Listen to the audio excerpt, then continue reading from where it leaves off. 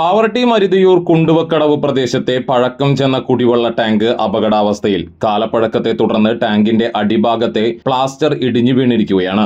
ഇരുമ്പ് കമ്പികൾ പുറത്തേക്ക് തെളിഞ്ഞു കാണുന്ന നിലയിൽ ടാങ്ക് ദുർബലമായിരിക്കുകയാണെന്നും ഏതു നിമിഷവും തകർന്നു വീഴാൻ ഇടയുണ്ടെന്നുമാണ് പ്രദേശവാസികളുടെ ആശങ്ക. തീരദേശ മേഖലയിലെ നിരവധി കുടുംബങ്ങൾക്ക് കുടിവെള്ളം എത്തിക്കുന്ന പ്രധാന ആശ്രയമായിരുന്നു ഈ വാട്ടർ ടാങ്ക്.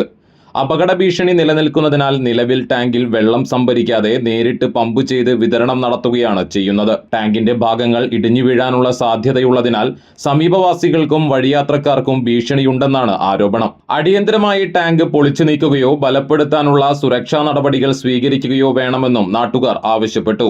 എന്നാൽ പാവറട്ടി തൃത്താല കുടിവെള്ള പദ്ധതി പൂർത്തിയാകുന്നതോടെ മാത്രമേ നിലവിലെ ടാങ്ക് പൊളിച്ചു നീക്കുന്നതിനുള്ള നടപടികൾ സ്വീകരിക്കാനാകൂ എന്നാണ് ഉദ്യോഗസ്ഥർ വ്യക്തമാക്കുന്നത്.